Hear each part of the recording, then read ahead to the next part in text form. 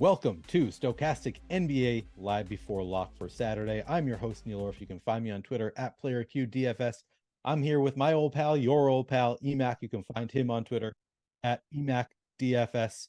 And this show is sponsored by Underdog. Of course, I am excited about that. I have been asking for shows to be sponsored by Underdog because I happen to be obsessed with Underdog. I love the best ball format. I also think people don't understand that they have their own DFS type of format, daily contests on Underdog that I am also obsessed with. I don't play a ton of NBA there, but I have talked to people. I talked to one pro player who told me he won like 50,000 on in NBA on Underdog last year. So it is a beatable game.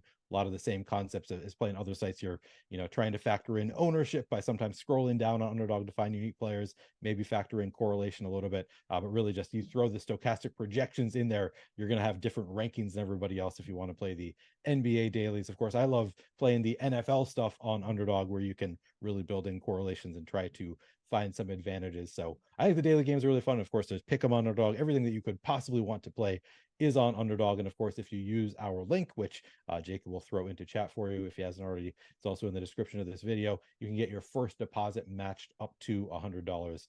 Fantastic site. Check it out if you haven't already done so. Of course, if you have a gambling problem, call or text 1-800-GAMBLER. You must be 21 plus to play in most places. EMac, did you have to Shawshank Redemption your way to be with us here tonight? It looks like you're wearing a jumpsuit there. Pretty much. There was a few detours. There was a lot of flashing lights I had to avoid, a couple roadblocks when I was out there, but I'm here. Hopefully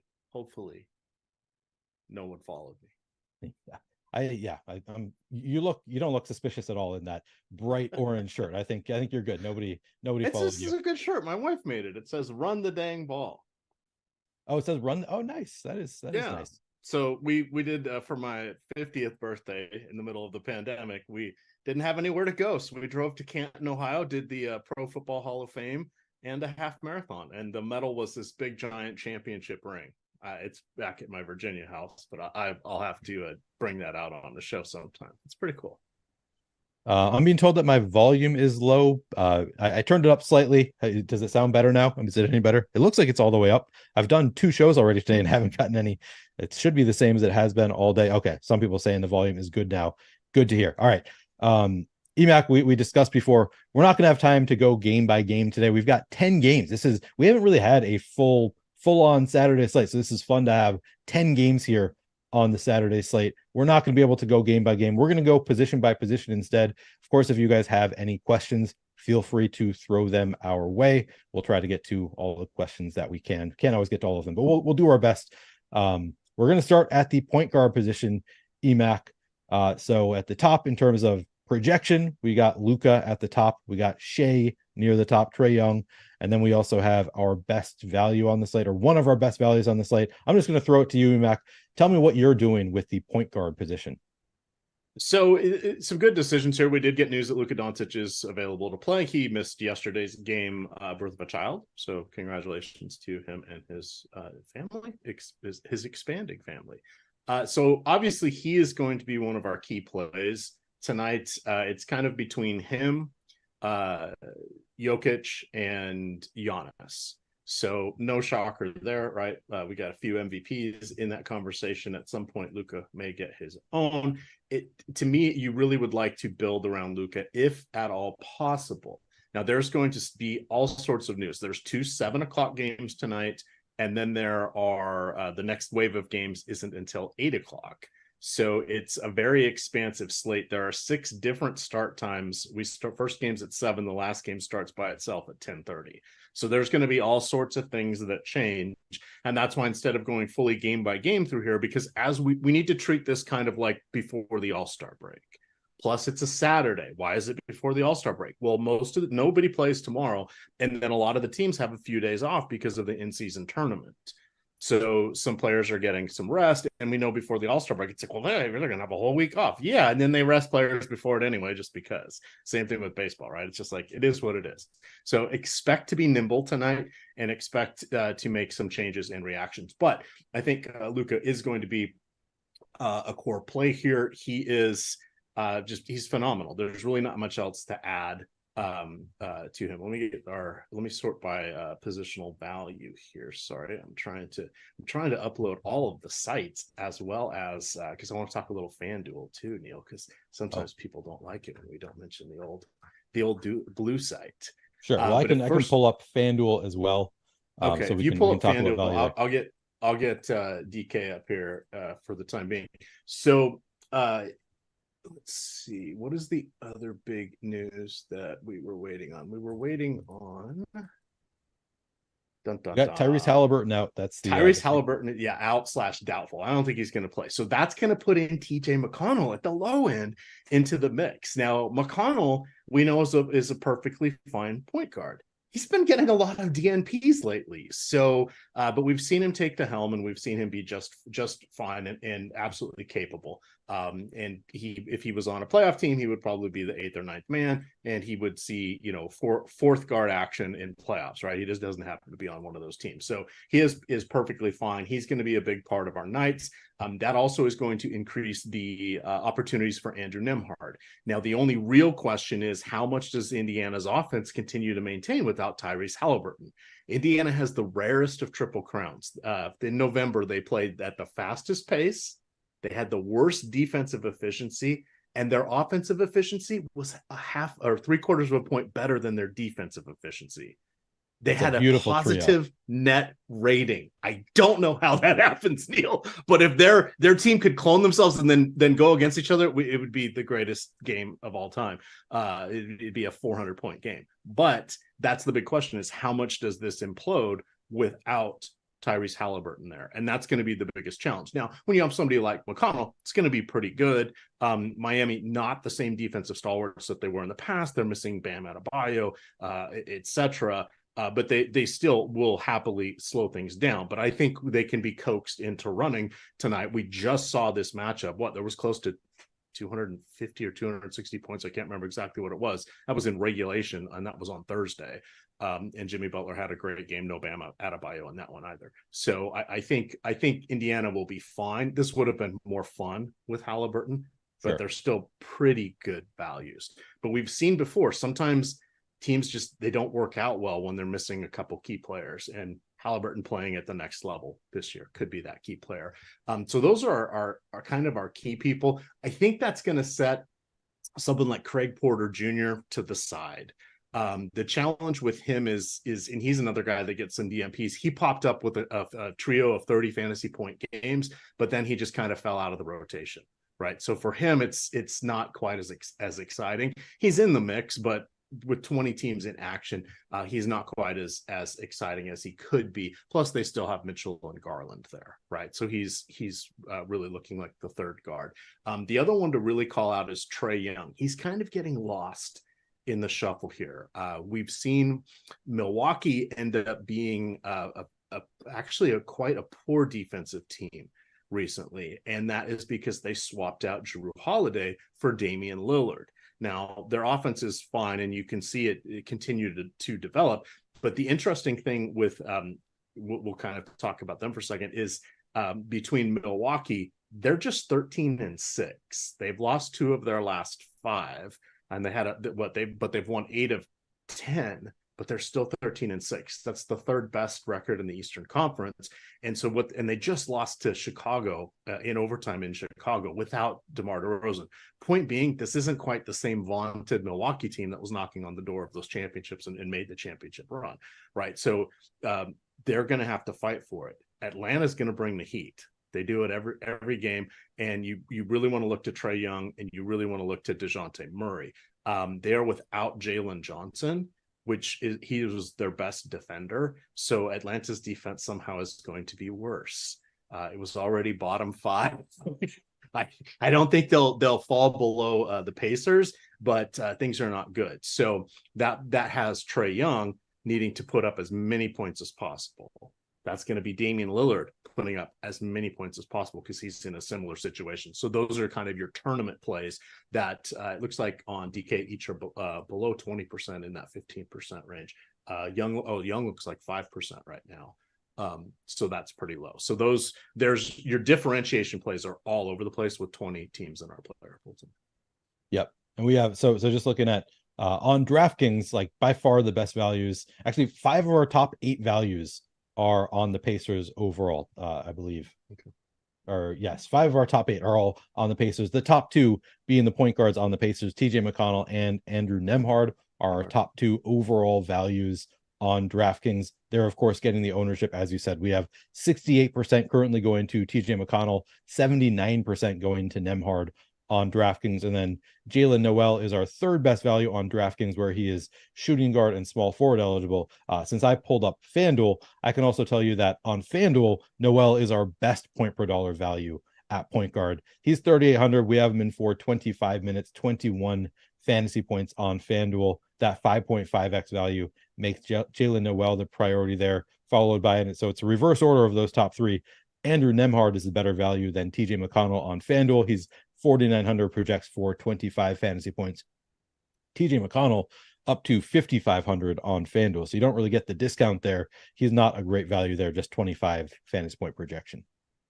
Yeah, and he actually is shooting guard small forward on DK. So he doesn't come up in the point guard.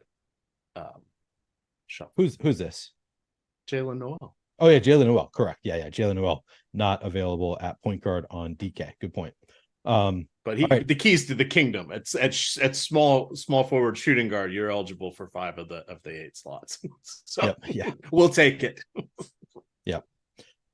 All right. Any other notes on point guards? I don't think we have any questions that are jumping out at me yet, at least that I've been tagged in or anything. Any other notes on point guard, or do you want to move on to shooting guards?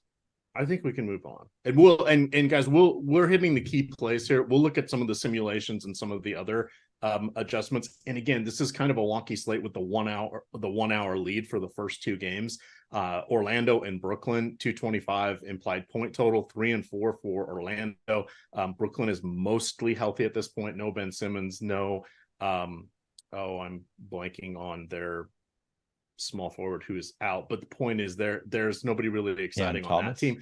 Cleveland has a couple people that are interesting, but in the context of the slate, there are better options later. And you can kind of say the same thing about Detroit, who's reintroducing Bojan Bogdanovic tonight. So I am pretty sure, just for my own sanity, I'm probably not going to play the 2 games at 7:00.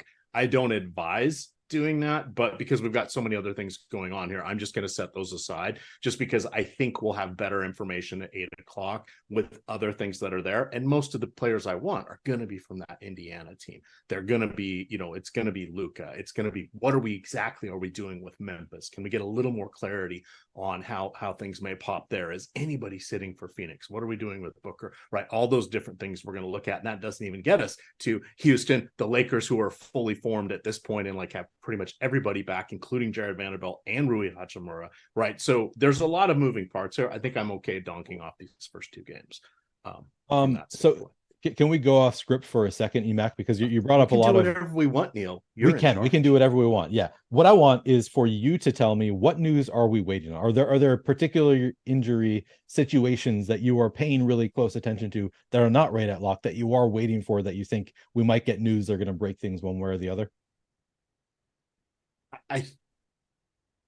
The Lakers will be more interesting if LeBron were to sit. He's carrying that perpetual questionable tag, but they're getting Cam Reddish is available, Jackson Hayes is available, Rui's available. There's just a lot of players there. So that one, I wish we would know, but that's that lone 10:30 game.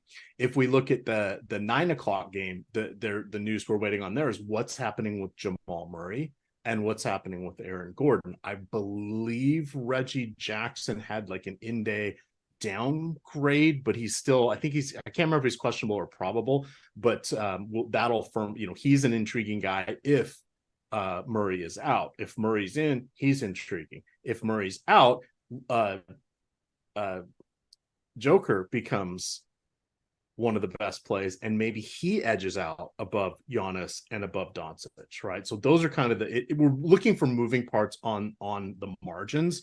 The earth-shattering stuff that could happen. I mean, the biggest thing we got was Luka is playing. Kyrie would also be kind of an interesting thing. I personally don't think he's going to play. That's just my guess. I I don't think it impacts, well, it doesn't impact Luka really one way or the other, but it could open up things for Josh Green or for Hardy. Green's dinged up as well. If Tim Hardaway Jr. sits, then maybe we get a little more Seth Curry. Does Seth Curry just not be announced as sitting tonight? We don't know, right? Because they went full scrubs last night, but those are the moving parts. And then there will be a surprise scratch. But Devin, to answer your question, Neil, Devin Booker, probably the biggest moving part. LeBron to a lesser extent, but it would be AD would look good if LeBron was out. And then Jamal Murray. Those are the big ones we're waiting on. And those are all 10 o'clock or later games. So. Okay. So we have a little while before the impactful injury news comes out. And I got to say, I mean, Jokic, yeah, even currently with Jamal Murray and everybody in, still is our top projected play on the slate. He is also obviously very expensive, but worth it. I mean, he's coming in at pretty low ownership. I guess we'll get to Joker later once we talk about centers. Just want to take a quick break to talk about who the injured players are that we're waiting for news on. Let's move on and talk about some shooting guards. We have, again, Nembhard is available at shooting guard. Jalen Noel, we already talked about, also available at shooting guard. Benedict Mathurin, Craig Porter, once again available there. Who do you like at shooting guard today? Nembhard is going to pop up as the main guy, most likely. And then, sorry, my computer is moving so darn slow here. I'm trying to change between the filters. So Nembhard and Jalen Noel are really popping on DK. No surprise there. Nembhard, we have an 80% of the lineups. That seems a bit aggressive, but we're buying time, right? That's not locking us in until the 8 o'clock games. So we can always adapt to other news. This is actually not a horrible position. You've got Donovan Mitchell. I mentioned he's in the early game, but he's, capable of 50 fantasy points. You've got DeJounte Murray. He's capable of gusts up to 50, but he's a pretty solid 40, 45 fantasy point guy. Those are kind of my highlighted ones. Otherwise, I think punting is going to be the way to go, particularly with one of the Indiana or Memphis guys that we've already kind of covered. So I don't want to reiterate that. Okay. Any other notes on important shooting guards for you? If Devin Booker is out, he's game time decision with the ankle still. He is that opens up more field goal attempts for Nurkic and of course for Kevin Durant. Now Phoenix did play last night. They lost to Denver, and then they're on the road tonight. They're home tonight. Denver beat them in Phoenix last night, if I remember correctly. Now, sorry, too many games in such a short period of time here. I'm just looking. So we haven't seen. So Booker and Eric Gordon are the two guys that are dinged up. If they go, they're going to be full goes, right? There's literally no point to rush anybody back at this point with a break coming up tomorrow, and then a lot of the teams get a 3-day break. So Anybody that is ruled good to go, I think is a full go tonight. But Booker would be an intriguing option because people are not going to so here's a different way of saying it. People aren't going to earmark the money for him because they're going to go to Luka, or they're going to go to Giannis, or they're going to go to Jokic. He's in that little sweet spot there, and he's carrying a key bag. Interesting. So you're thinking really low, right? Yep. Yeah. Okay. So we're only projecting him now for 0.3%.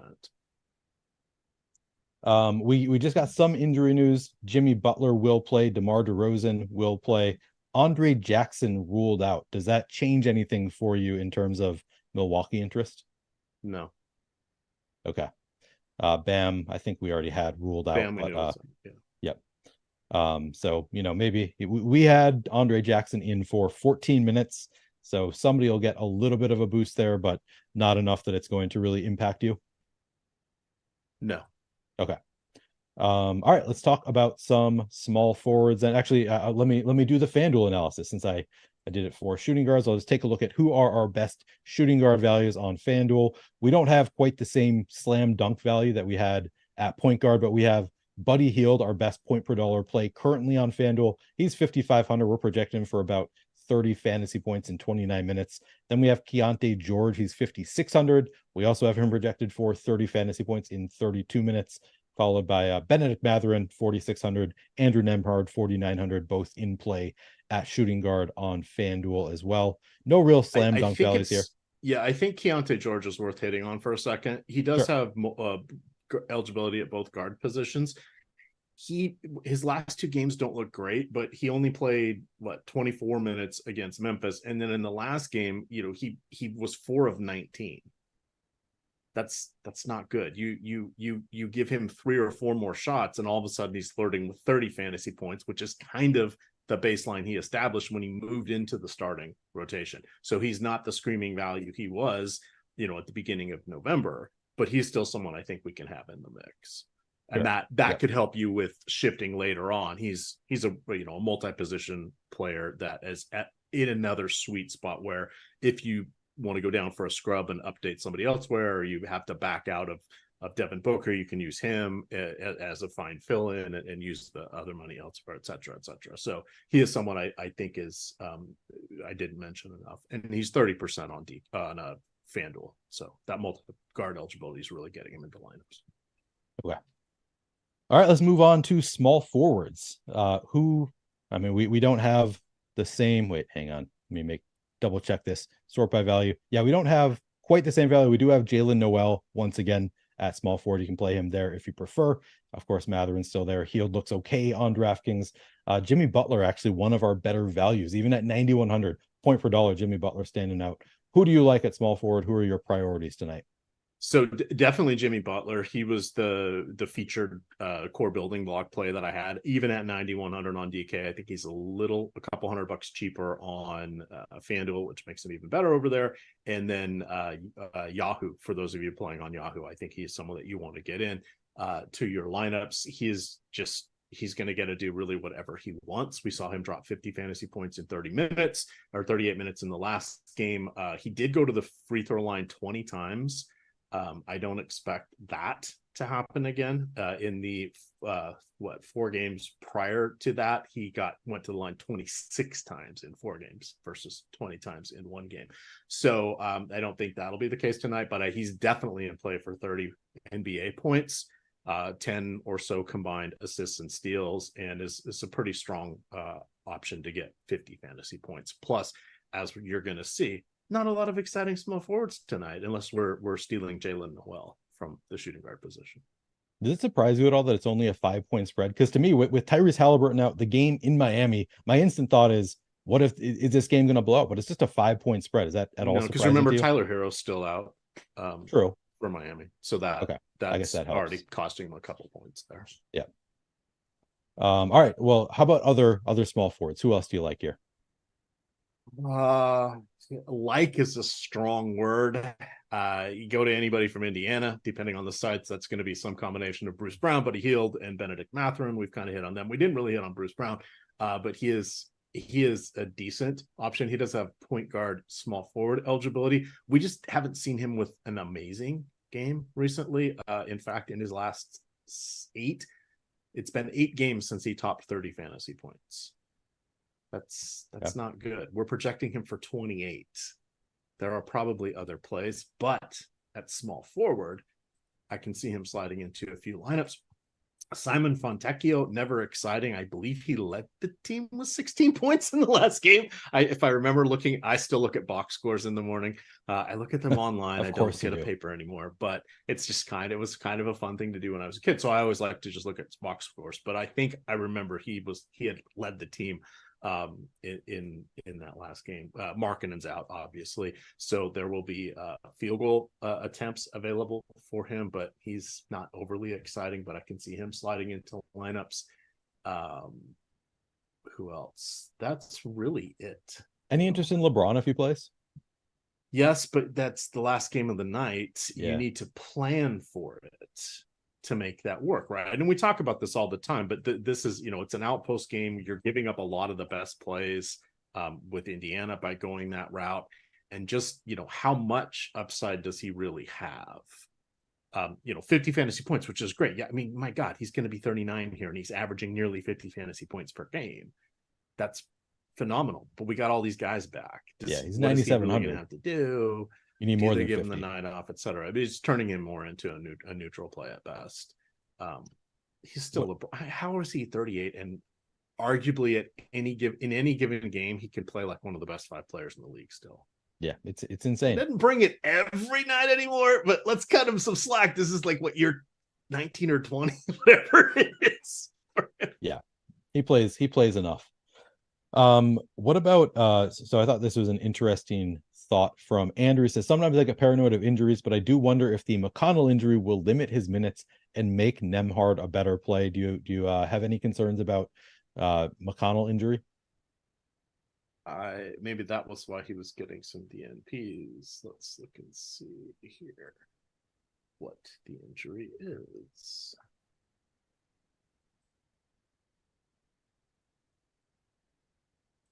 Oh, sorry, guys. I normally have.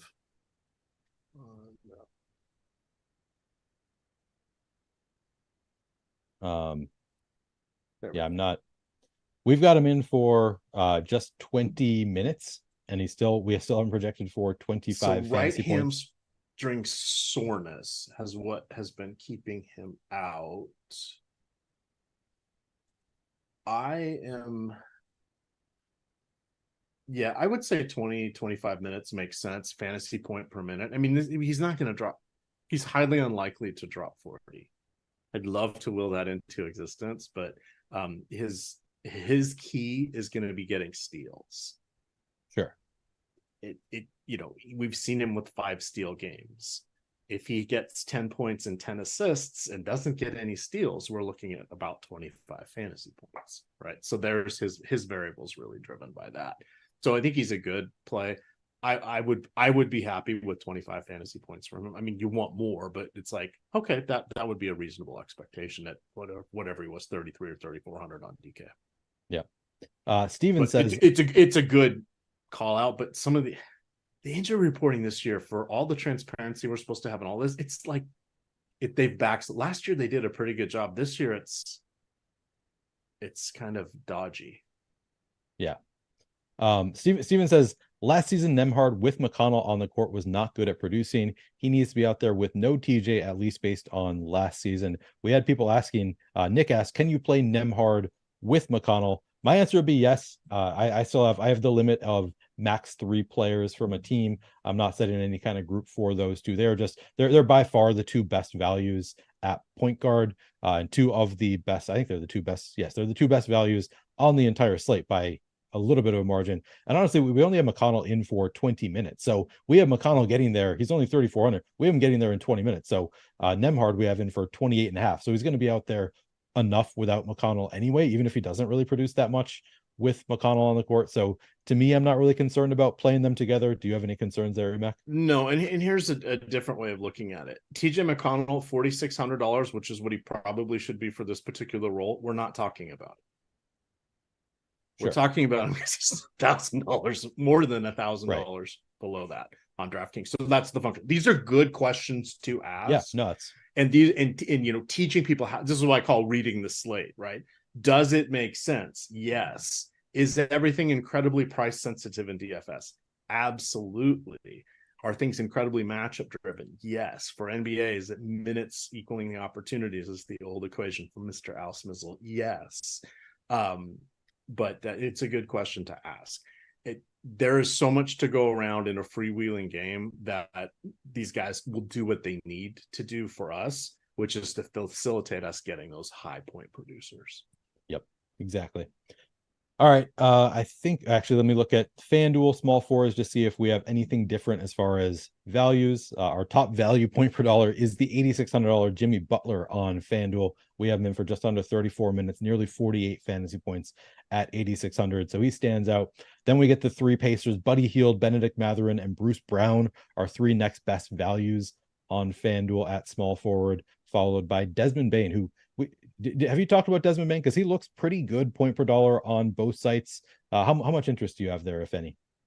So I go back and forth on him. He was someone that I really liked and was all fired up. And I mentioned Yahoo. I hand build my lineups on Yahoo, and I make I make one lineup there, so I get real particular about what I want to do with them. And he was someone that was popping into the mix there, but it was towards the beginning of the month. He's looked really good his last two games, mid 40 fantasy point games. We know his upside is really attached to scoring, which can be all over the place. Enough people are out for Memphis that we should feel pretty comfortable that more often than not right now he should be in the upper teens for field goal attempts, but that hasn't really been the case. I mean, in his last 5 games in reverse chronological order: 20, 17, 16, 12, 12, 27, 15, 10. The hell's happening, right? So he's been a little more boom or bust, but I think he's fine tonight.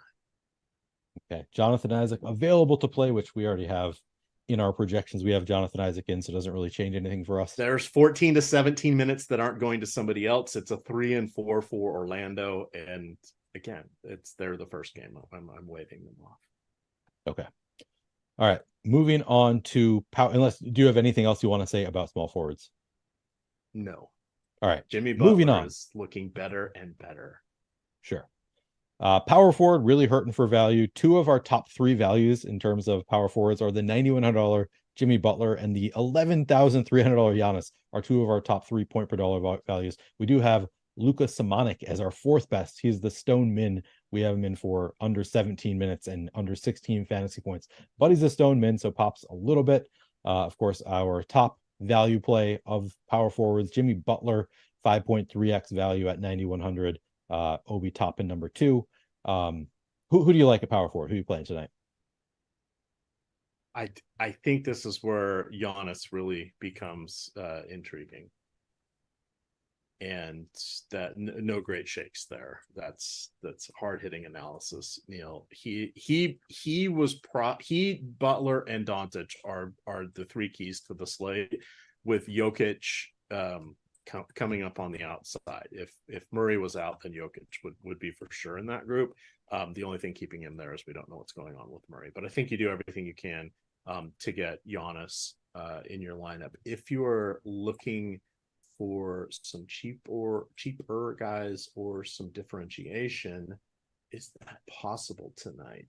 The differentiation answer is going to be yes on DraftKings, because nobody is more than 20% popularity right now, and most of those guys are multi-position eligible. I do like Obi Toppin, but how much is he hurt without getting fed the ball in perfect transition and for alley-oops from Tyrese Halliburton? That would kind of be my concern there. The counter would be, well, Halliburton's giving up, vacating 20 field goal attempts per game. That's just going to disperse across the rest of the team. Maybe he gets a few of those.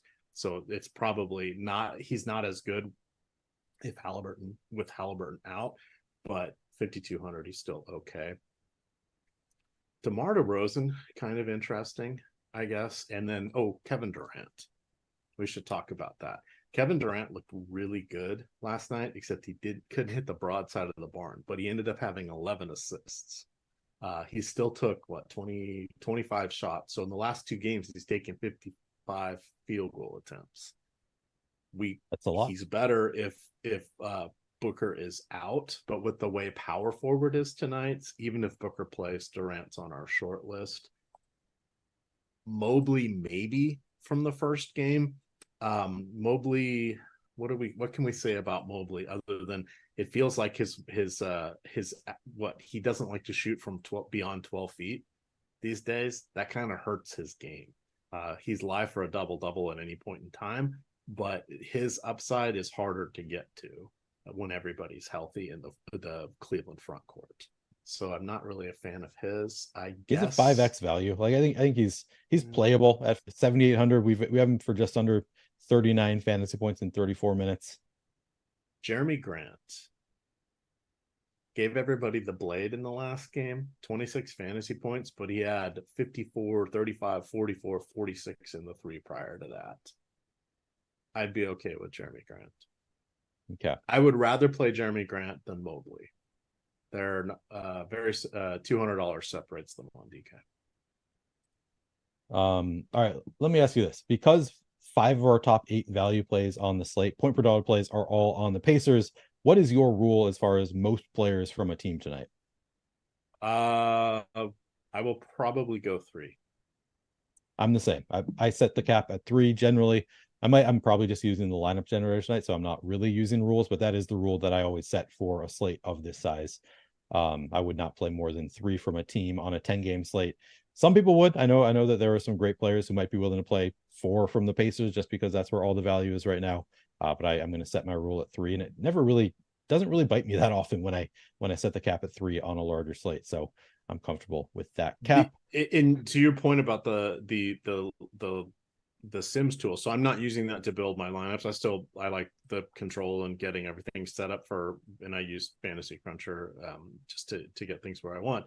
But I have used the late swap feature on our Sims tool 3 of the last 5 nights. It is so easy. You literally are pushing a button.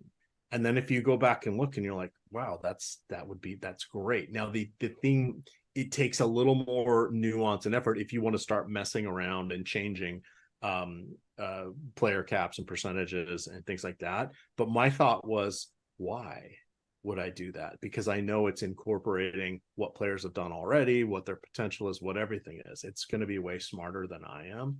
I don't want to do that. What do the kids call it? The IKB, the I know better. I know better. Yeah. I don't want to on late swap. I'm stubborn as hell, and I'm still doing it to start tonight. But I'm getting closer, and somewhere Greg Ehrenberg is cackling. Ha ha ha! EMac, we're gonna get you using the Sims full time here. It's like, oh, for sure. You might. Why would you not? Why would you not? Because I'm a dinosaur, Neil. Yeah, I mean, me too. I've been slower to adapt than Greg has as well. But I'm starting to use them more and more and really enjoying them. Steve McGee says, I've got 10,700 left. Last guy in util. Who you got for DK high stakes? 10,700 in a flex. Let's help him spend his money. Yes. Let's filter here. It would be Anthony Davis is the best projected. So I'd say that Shea is projected just slightly behind him.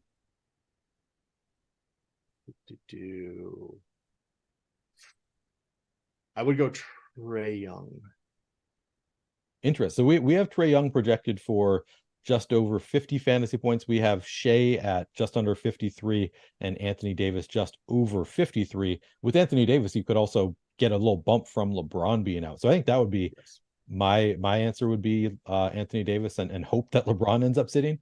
But I think Trae Young, like they all project pretty closely within 3 fantasy points of each other. You sticking with Trae Young there? Yes. Okay. Now it would be interesting. I mean, you could get the synergy of Luka and SGA if you have Luka in that lineup as well. Sure. Yeah, we are people are gonna high stakes guys are gonna think about that. So you can't choose the cup in front of them because clearly they won't have thought about that. But you really want the cup in front of you. Yeah. Never start a land war in Asia, Neil. Yeah. Is Thomas Bryant a must play? Vargas Mercy asks. Yeah, I don't think so either. We'll get there. Any other notes on power forwards? And we are going to look at the Sims. Jacob is going to run the Sims when we have the most information available. We're going to take a look at some of the top lineups in the Sims. I noticed that we got some questions about like how many value plays should you play, and that really varies slate to slate. On a night like tonight, it's going to change throughout the night also, but that's where the Sims are really nice because they kind of show you what should the best lineups look like, how many value plays do they have them. So any given night that kind of helps in that sense. But let's finish off the power forward discussion. Any other power forwards you want to talk about? I think that hits on everybody. Okay. And yeah, we already know Dorian Finney-Smith we already had out. So I saw somebody noted that he was out. We already had Tyrese Halliburton ruled out as well. So I don't think we've got any new news that really changes anything in our projections. I might have to refresh to see if Andre Jackson does open up anything from the Bucks with those 14 minutes, but we're not really anticipating it. I mean, Connaughton's out too, but who? I don't know. Middleton's going to play, but how many minutes? It's kind of messy there. Yeah. They don't have Ingles doesn't seem like it opens. They don't have Grayson Allen anymore. They're retweaking what it is they're doing. It's a 2-man show. Yeah. We didn't have so many centers tonight. Brook Lopez he's really taking things to the next level. I had a couple good nights with him. Nice. But he didn't pop on my radar at all tonight. Okay. on FanDuel. Just to since I've been going position by position, I'll just add FanDuel. Jimmy Butler still the top projected point per dollar value, followed by Obi Toppin is 5,100. Only power forward eligible on FanDuel. We've got him projected for over 27 fantasy points in around 30 minutes at 5,100. So Obi Toppin looks good there as well. John Collins also stands out a little bit on FanDuel. He's 6,000. We have him in for 32 minutes, 31 fantasy points. Jared Allen look at his is recent game logs. John Collins. They're terrifying. They are not good at all. Yeah. No. There's not many 30 fantasy point performances there. It's the last 6. I see red, and then it's a string of 4 games that are all green. So you're hoping for that to come back. I had him on the short list until I went and looked at it. It's like, I don't want to do the recency thing, but don't be a game log coming back watcher, EMac. Come on now. Yes, Peter, Halliburton is out, ruled out officially. All right. And do I have Jared Allen was the last there. 6,600. He's center and power forward eligible on FanDuel. We've got him in for just under 32 minutes, 34 fantasy points. Let's move on to centers. EMac, who do you like on DraftKings? Jokic, and more Jokic, but that's obvious. I think you really want to focus on, let's get this down. Şengün is kind of intriguing. He's another guy in that sweet spot, not quite at the 5-figure salary there, but he's really taken things up to the next level. He has 50 or more fantasy points in 3 of his last 5 games. At some point, he's going to pop off for a triple-double. I don't think that will happen tonight, but he is a very good passer, and they are giving him more run than they did the last 2 years, where they sort of capped him, had a soft cap with him. So that, I think, is exciting. I think Chet Holmgren is kind of an interesting option. Not so great. Of his game against the Lakers wasn't that great, but prior to that, he has 40 or more in 4 of his last 6 games, including a 64 fantasy point game against Golden State. That is some intriguing upside. Jaren Jackson Jr. Has been incredibly disappointing in for kind of a serious stretch here. I lucked into him against the Utah game. He was one of my core pieces. 6 blocks. That's what saved me, was the 6 blocks, right? He was a mainstay of my Yahoo lineup that night, and that's the only thing that kept me afloat. Otherwise, the reigning defensive player of the year. They're just missing so many key people there. They're missing essentially an entire starting lineup with the Grizzlies. It just makes it tough. So let's give some votes of confidence here. Nurkic, and not just because he crushed it last night. Holmgren, I think, is a decent option, as we mentioned. I can't quite get the Sabonis.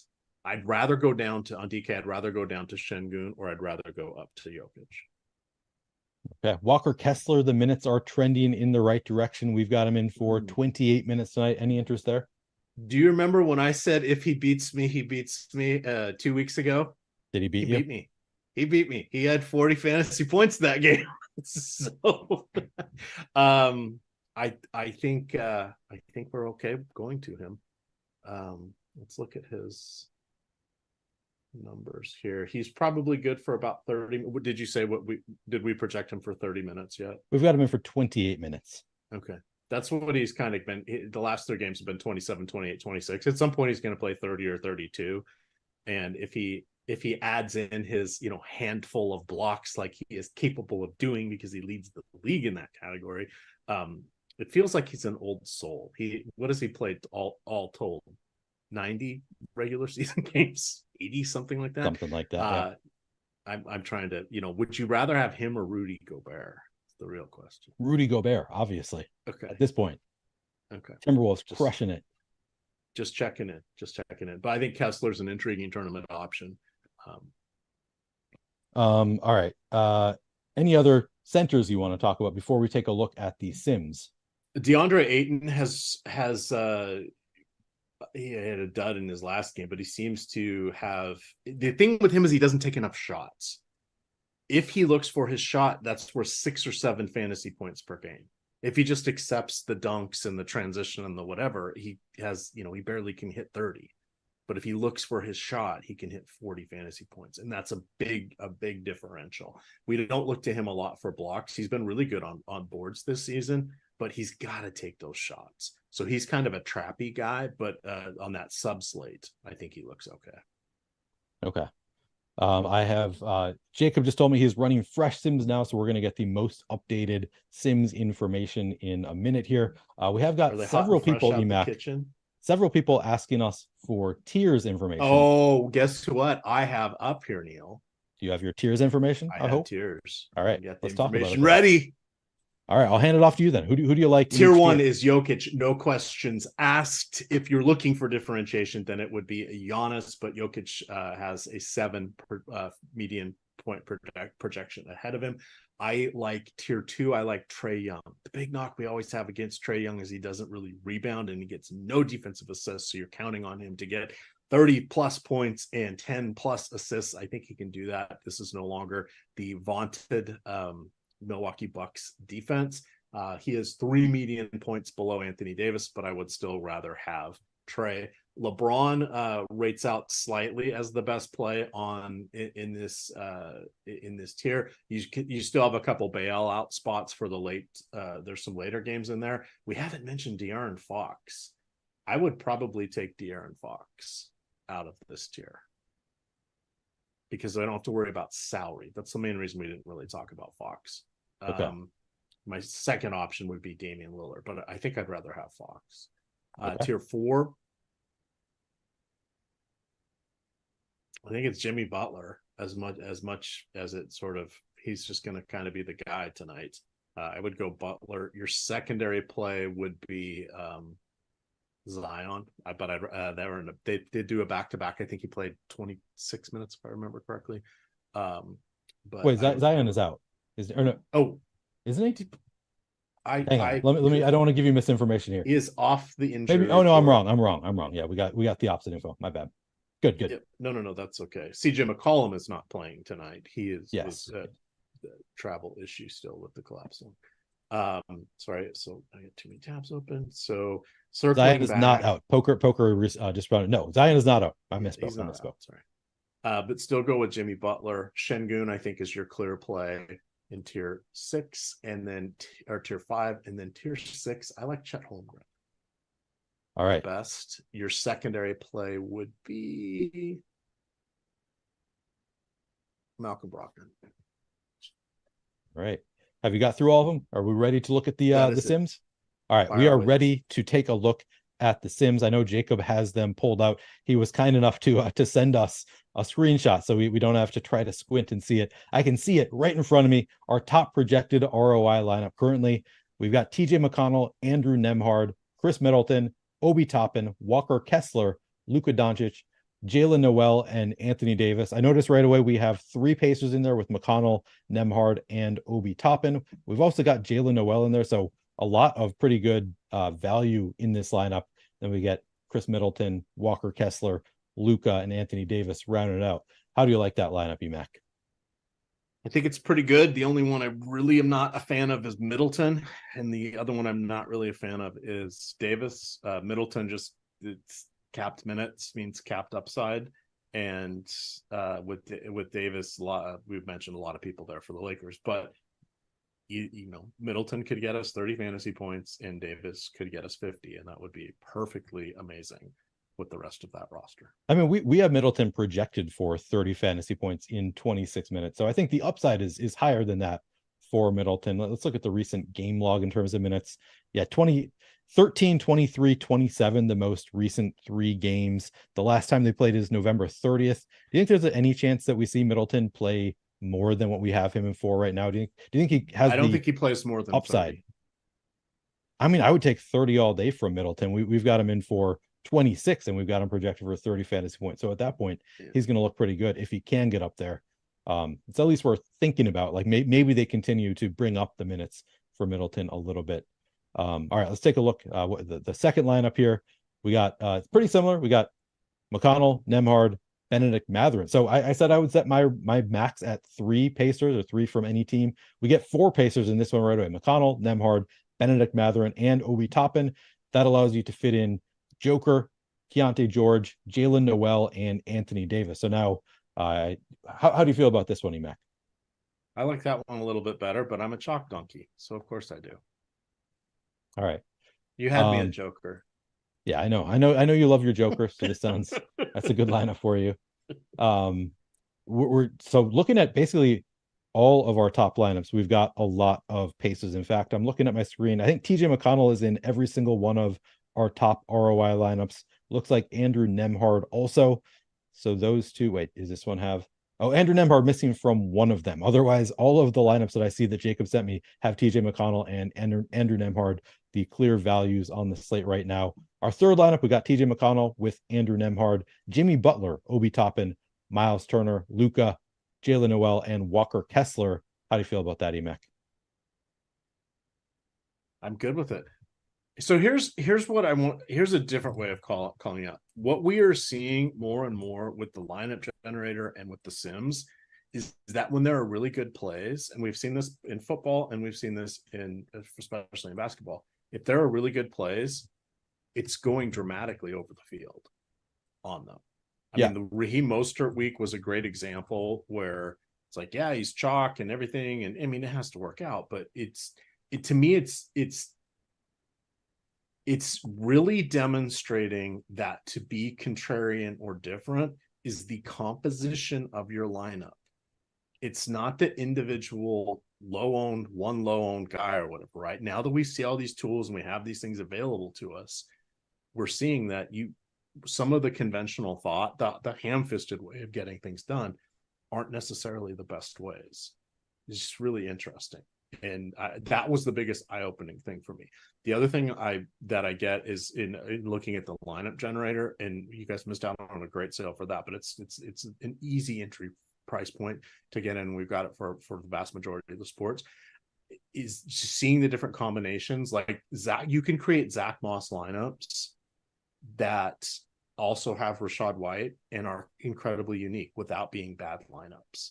And it's more eye-opening to me than utilizing the optimizers, because it's taking into account leverage, what the field's doing, expected range of outcomes, simulating the games 30,000 times, all that stuff. So when you're getting these sims and things, what you're seeing, it feels like, oh, that's going to be too chalky. It's not. And it's the plays that I shoot, I don't really want Middleton or whatever on this. That's what's making it unique, is that Middleton Davis combination, not that you have all the Pacers and Jalen Noel. Yeah, that's the nice thing about the tools, is that, we used to have to try to kind of guess of like, how much chalk should I play versus the contrarian plays? What sacrifice should I make? How many players should I make? Or what should my limit be for players from a team in each lineup? That kind of stuff that we used to have to think about ourselves. Well, this gives us a more precise idea of how many players you can play, or like which players you can play. If you want to play 4 from the same team, when you can do that, that's the beautiful thing about the lineup generator. The Sims tool is it's way more precise than our process of just trying to figure out like, oh, I'm going to set a hard cap here. 7 minutes until lock. Yeah, I mean, we've been through all of the top plays on the slate. Can we see, Jacob, can you send me or just show on the screen just the top overall exposures in our top 150 lineups? That might also be helpful, because I don't think we've got any news that impacts anything. Like none of the plays that we've talked about have changed since we talked about them. So we can just look at that kind of stuff. I guess, I did not go over FanDuel top center play, so I'll do that. Joval is 6,300. We haven't projected for about 31 and a half minutes, 34 and a half fantasy points. Joval is the top point per dollar play on FanDuel. Miles Turner, 38 projected fantasy points at 7,300, number 2. And then John Collins. All right, Jacob just sent us our top exposures also, so you can see that on the screen. TJ McConnell, number 1, not a surprise. A little bit surprising. Are you surprised at all that we got to 99% TJ McConnell, EMac? A little bit. That's where I might know better. And now I'm thinking about the hamstring thing, but I'm still comfortable with the 24 minutes, right? But I think 90% is a little bit better on that one. Yes, that's one where I would lower it, because of I have, I don't want to risk that much. If I were 150 maxing, I would lower that. If you're playing 20 lineups, I have no issue playing all of the McConnell. But if I were 150 maxing, that is a spot where I would certainly lower my exposure a little bit to TJ McConnell, because that's just, probably lineup 10 for me would be my first one without TJ McConnell.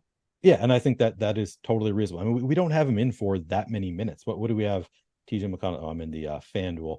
Let's see, on DraftKings, I can see it easier. We have him in for 20 minutes. Like, certainly he can fail. Like, we don't expect him to, but there are paths to TJ McConnell not working out. So I wouldn't go up to 98% in 150 lineups.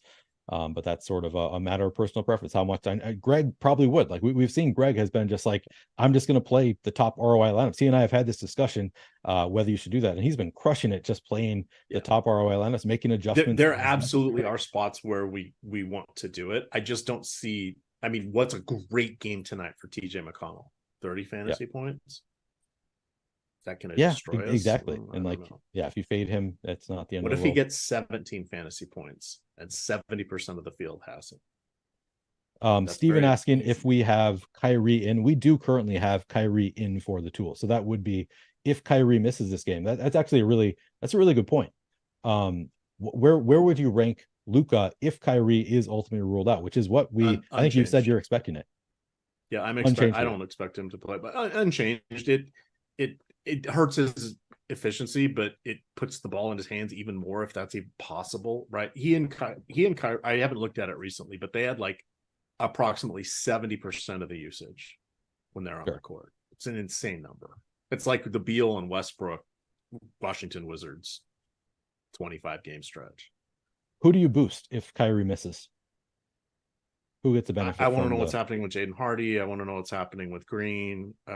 Right. Yeah, Josh. Which am I remembering the other wing who's injured? Yeah, Green. Those would be the guys I would end up boosting. Okay, but they could fail. Go look at the box score from last night. They played like 11 or 12 people. Sure, they had a shit ton of people with like 12 minutes. Seth Curry may or may not play tonight. We'll never know. But it's a really interesting note. Like, I think that's an important thing to talk about. THJ, I believe, is still questionable. Let me see. Let me just ask. Yeah, he's questionable for tonight's game with back spasms. Unfortunately, we're just gonna have to wait on some of this news. So this is a spot where, if you listen to these shows regularly, you should know by now. Yes, you want to be saving some plays for late swap. If you're playing NBA DFS, you shouldn't play unless you're going to be able to late swap as necessary. And this is definitely a game that you're going to need to be paying attention to, because we have several questionable players in the game. But currently, we do have all in. We have Kyrie in. We have Josh Green in. We have Tim Hardaway Jr. in. So if any of these players are ruled out, that's going to change the equation a little bit. Somebody's going to pop up a little bit in terms of their value. So here was what happened last night. Without Luka, right? Markieff Morris, 14 minutes. Rashawn Holmes, 18 minutes. Oliver Prosper, I don't even know who that is, 11 minutes. Seth Curry, 16. Jaden Hardy, 21. I would think Jaden Hardy gets the boost. I think Green gets the boost, but it's not dramatic. But look at how this team is created. I mean, without Luka there, you're counting on the likes of Grant Williams, Derek Jones Jr., Derek Lively. Did any of these guys create their own shots? No. But they're going to have more usage, so they would still get a little boost. Great, with missed field goals. Woohoo! All right, more playing time, more opportunities for rebounds, for assists. It'll be impactful for sure. All right, EMac, we're getting to the end of the show. Anything else noticeable to you in what Jacob sent us in the looking at our top exposed players? McConnell, Nembhard, Jalen Noel. No real surprises, though. Those are our three top values. Anthony Davis, we're getting to 35%. Did that surprise you? Davis is a bit of a surprise. That I want to look at that a little bit more. And now I've got an hour. I'm going to go make some dinner for my mom and my wife. I've got an hour to look at these lineups. We're at lock. I didn't play anybody from the first games. So we'll look into that. But I can't figure out why he's popping so much. Sorry, Debuff just I missed a super chat. Said top 2 favorite centers. I guess we did go over centers. Okay. But do you want to go over one more time? Do we have a site? DK. Okay, so it's going to be Jokic. That's the pat answer. I'm looking here. We really have Anthony Davis up there. I'm guessing it's because he is only coming in I don't know what our last projection was for him, but about 12% of the field. I guess I need to refresh. My latest is we have 10%. projected ownership. 10%. Okay. So that's probably helping him get up there, and it's a utility spot play. I think Alperen Şengün is the missing element in this. He is the guy that I really like if I'm not going to Jokic. Another guy, kind of call it the sweet spot, right? They're down. They're not in that apex tier. They're going to get missed by optimizers in Stars and Scrubs build, but they're the guys that when you look up, all of a sudden you're like, oh my God, 50 fantasy points. How did I miss that? There are so many centers tonight, and we're not really coalescing all the ownership to any one of them, because all the guards and Jalen Noel are garnering all of they're facilitating the ability to get to these more expensive players. But it's the Şengüns, it's the Trae Youngs, it's the Damian Lillards. Those are the guys that aren't coming up in these Stars and Scrubs build, and that's what tournaments are built off of, especially with the DK pricing being as mostly efficient or accurate, appropriate as it has been in the last probably 3 years. Even with all the crazy news that's happening, we haven't had too many, oh dear God, chalk nights. There have been some, but even the other, what was it, last night that turned into I didn't play anybody from Orlando and Washington last night, and I crushed it last night. It's a good night. Well, we're already past the first lock tonight. So but I'm just saying, back to the centers. Sorry, to concisely answer your question, the answer is always Jokic, but Şengün is your number 2 guy, and then Chet Holmgren would be your number 3 guy tonight. All right. Any final words, EMac? Please let's look at the schedule and hopefully not have 10 games, because I like to be a little more organized and diligent in our analysis. So thank you everybody for putting up with Neil and I. We haven't done a show in this form or fashion in quite some time, and it's a little outside of my wheelhouse. So the meandering, I like very regimented shows. And I come directly from NFL for this stuff, so I'm glad that you are as prepared as you are, EMac. But yeah, it's easier with the shorter slates. For NBA after I'm done with all this stuff. I see a lot of people talking great plays that we didn't really talk about because they're not awesome plays, right? Yeah, you can only talk about awesome plays here. I see everybody talking about college football already. EMac, I'm going to a bar tonight to watch the Iowa game because I have a friend in town from Iowa who came for some reason to the Twin Cities to come watch the Iowa game. So going out to a bar to watch college football for the first time ever. I never watched college football, so I'm going to play a little CFB DFS, take advantage of those Gajeski projections tonight. They're going to tell you don't play a lot of people from that game. Yeah, so it's going to be a board. But no, I'm only playing a 2-game slate though, so I'm going to have to play some of it anyway. Blake Corum. All right, that's going to do it for us, guys. Thank you all very much for watching. Go sign up for Underdog. It's honestly so fun playing on Underdog, and they have great contests all the time, daily contests. They've got the overs, the unders, all that kind of stuff, etc. So check it out if you haven't already done so. Thanks for watching. Hit the like button if you haven't already done so, and good luck tonight.